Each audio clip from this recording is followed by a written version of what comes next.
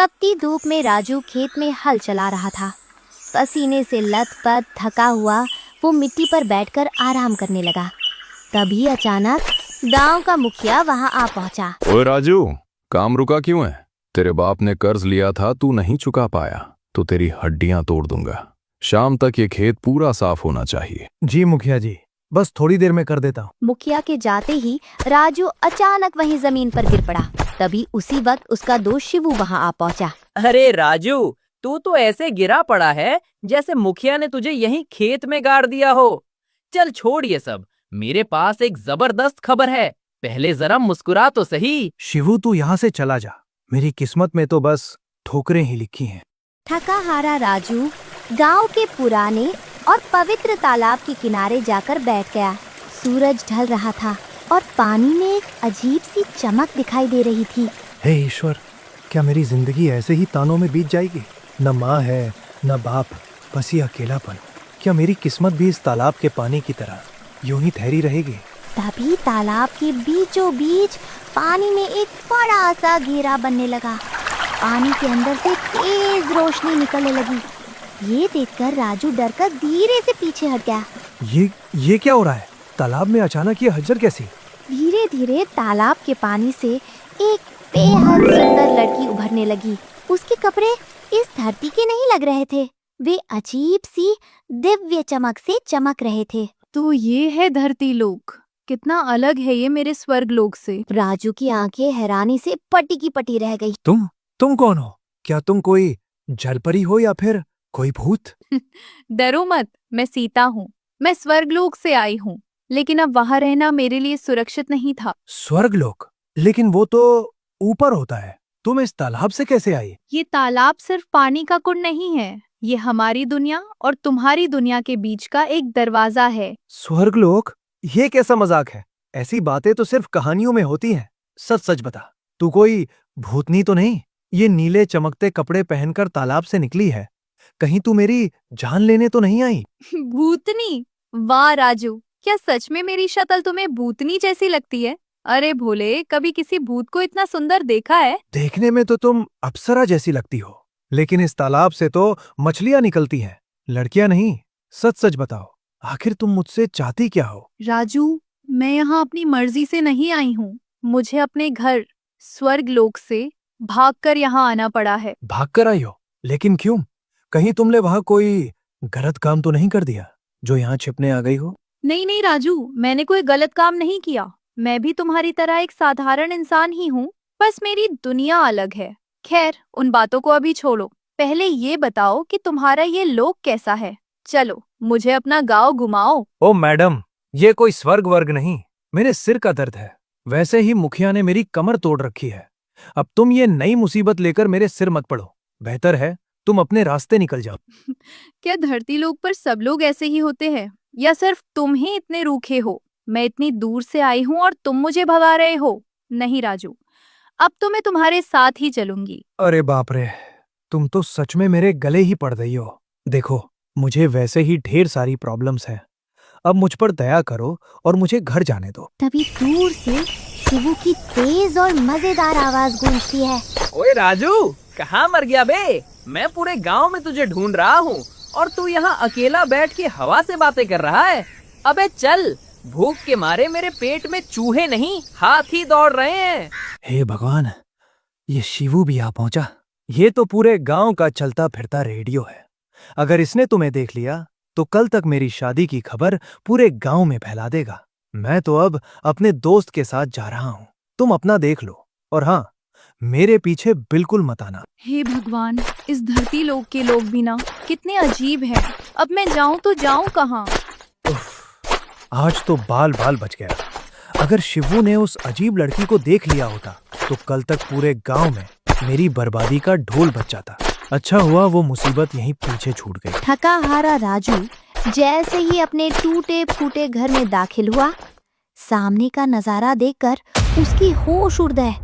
सीता बड़े आराम से उसके बिस्तर पर बैठी उसका इंतजार कर रही थी।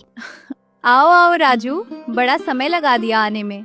मैं तो कब से तुम्हारा इंतजार कर रही हूँ। अरे तुम यहाँ कैसे पहुंच गई? मैंने तो साफ साफ कहा था कि मेरा पीछा मत करना। फिर भी तुम मेरे घर तक आ गई। ये मेरा घर है, कोई धर्मशाला नहीं जहां जो चाहे आकर बैठ जाए। पीछा? अरे नहीं राजू, मैंने तुम्हारा कोई पीछा नहीं किया। जरा ध्यान से देखो, मैं तो तुमसे पहले ही यहाँ पहुंचकर आराम से बैठी हूँ। तो असल में पीछा तो तुमने मेरा किया है, मैंने तुम्हारा नहीं। वाह, इसे कहते हैं उल्टा चोर कोतवाल को डांटे। कमाल की बेशरम लड़की हो तुम। सुन लो, ये मेरा घर है, यहाँ मेरी ही मर्जी चलती है, इसलिए बेहतर होगा कि अभी के अभी यहाँ से निकल जाओ। तुम कितने पत्थर दिल हो राजू, एक अकेली लड़की को इस अंधेरी रात में घर से बाहर निकाल रहे हो। इस अनजान दुनिया में मेरा कोई ठिकाना भी नहीं है। बताओ, मैं जाऊं तो जाऊं कहाँ? क्या सच में चाहते हो कि जंगल के जानवर मुझे खा जाएं? अजीब मुसीबत है, पर इस अंधेरी रात में इसे बाहर निकालना भी ठीक नहीं। चलो, आज की रात यहीं रहने देता हूँ। क्या सोच रहे हो राजू? कुछ बोलोगे भी या ऐसे ही पत्थर की मूर्ति बनकर खड़े रहोगे? ठीक है, आज की रात रुक जाओ, पर याद रखना, कल सूरज उगने से पहले तुम्हें ये जगह छोड़नी होगी। मैं एक भी बहाना नहीं सुनूंगा, समझे? सीता चैन से जमीन पर ही चादर बिछाकर ऐसे सो जाती है जैसे बरसों बाद उसे सुकून मिला हो। उसे गहरी नींद में देख राजू हाथ जोड़कर खड़ा रह जाता है। हे प्रभु, पहले ही मुखिया ने मेरा जीना हराम कर रखा है, अब ये नई आफत मेरे गले क्यों मरती? किसी ने इसे यहाँ देख लिया तो लोग बातें बनाएंगे, और सच बताया तो सब मुझे पागल समझेंगे। अब क्या करूं मैं? अगले दिन राजू खेत में पसीना बहाते हुए काम तो कर रहा है, पर उसका दिल और दिमाग घर पर ही अटका हुआ है। तभी शिवू हाथ में दातुन लिए बड़े टशन के साथ वहाँ धमकता है। ओहो, आज सूरज किधर से निकल आया बे? राजूदा, आज तो तुम घोड़े की रफ्तार से हल जोत रहे हो। क्या बात है, रात में कोई लॉटरी हाथ लग गई क्या, जो इतनी फुर्ती दिखा रहे हो?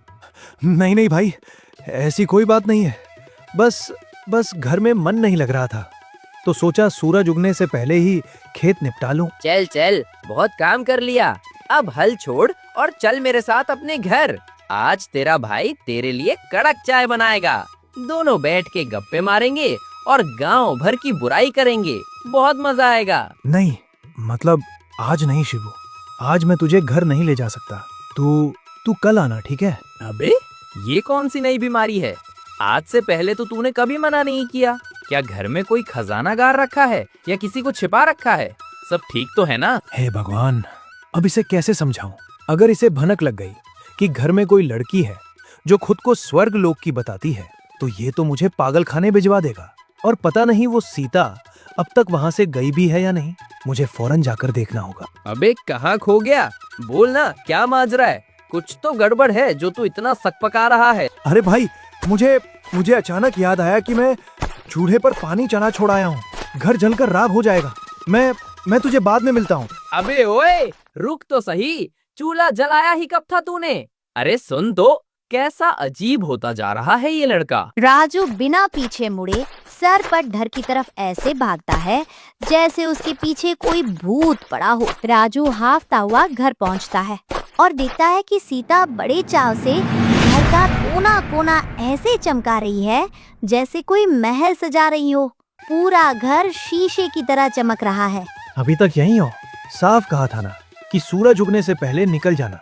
ये सब चमक धमक दिखाने को किसने कहा? मेरी नजरों में भला बनने की जरूरत नहीं है। चलो, अभी के अभी निकलो यहाँ से। इतना बिखरा हुआ घर मुझसे देखा नहीं गया, सोचा थोड़ी मदद कर दूं। तुम तो बस हर बात पर डांटना जानते हो।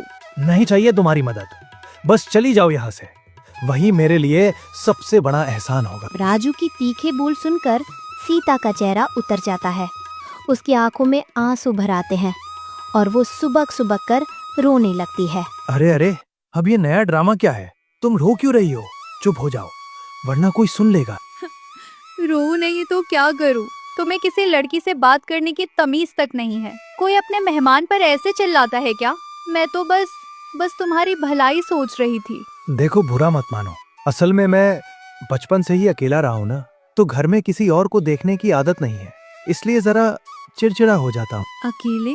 क्या तुम्हारे माता पिता तुम्हारे साथ नहीं रहते? वो कहाँ हैं? मुझे उनके बारे में कुछ नहीं पता। गांव वाले मुझे अनाथ और मनहूस कहते हैं। आज तक मैंने अपने माँ बाप की सूरत तक नहीं देखी। उदास मत हो राजू, मैं तुम्हारा दिल दुखाना नहीं चाहती। चलो, ये सब छोड़ो और आज मुझे अपना धरती लोक घुमाओ। ना बाबा ना, ये आफत मोल नहीं लेनी मुझे। किसी ने तुम्हारे जैसी अप्सरा को इस बदनसीब के साथ देख लिया ना, तो पूरे गांव में भूचाल आ जाएगा। लोग जीने नहीं देंगे मुझे। वाह, बातों बातों में तुमने मेरी तारीफ भी कर दी। चलो, कम से कम आज मैं तुम्हें अप्सरा तो लगी, वरना कल तक तो तुम मुझे चुड़ैल, भूतनी और पता नहीं क्या क्या समझ रहे थे। दोनों के बीच ये प्यारी नोकझोंक चली रही थी कि तभी बाहर से शिवू की तेज आवाज आती है।